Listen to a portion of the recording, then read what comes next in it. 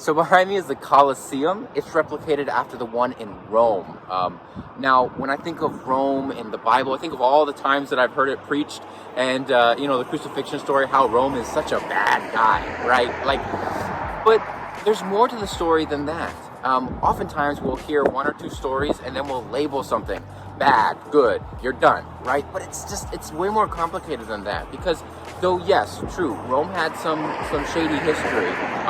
We all do, right? And it would actually be credited, I don't know if you could completely credit, but if you look at the record, it wasn't until the roads were built that you were able to really travel and traverse the terrain to share the gospel. Rome is credited for that.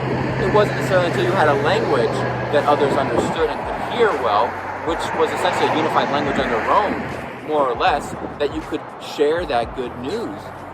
And we also see the idea of Rome being some of the best protectors and enforcers of the law, so it was actually the safest it's ever been under the Roman rule. Plus they created air conditioning, which is nice, heating and air conditioning would be nice right now that's snowing, but that's a different conversation.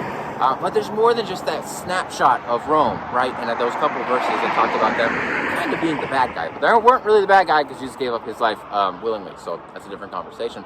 But even places like, Egypt, right? We see the 400 years and we see them as bad guys, the story of Exodus where they enslaved the Israelites. But in reality, there's a lot more than that, because you see interactions in the Old Testament with Abraham.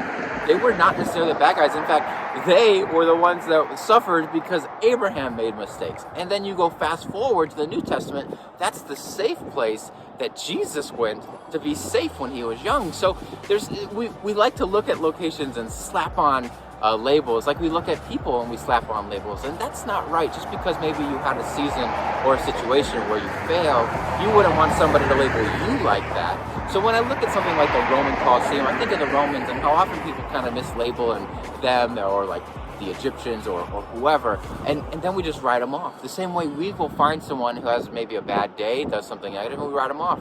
It's a perfect example of people from high school. Gosh, when we were in high school, we did some silly things, and I would not want someone to remember me for some of the terrible mistakes I did way back when. I've grown a lot, I've matured.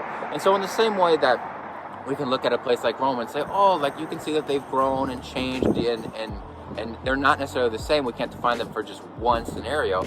We want to make sure people don't look at us that way. We want to make sure we're not looking at them that way. So really recognize that everybody's growing, everything's different, people change, and though you can name a couple bad things somebody's done, maybe it's time to extend forgiveness and recognize that may not be their ultimate goal, that may not be their permanent. Plus, by the way, Jesus says to forgive. In fact, it says, forgive others as we have already been forgiven. So that's also something connected to this, that when I look at something like Rome and think of the Romans or the Egyptians and things like that people change, and whether they do or whether they don't, we should extend forgiveness. So, grace and peace.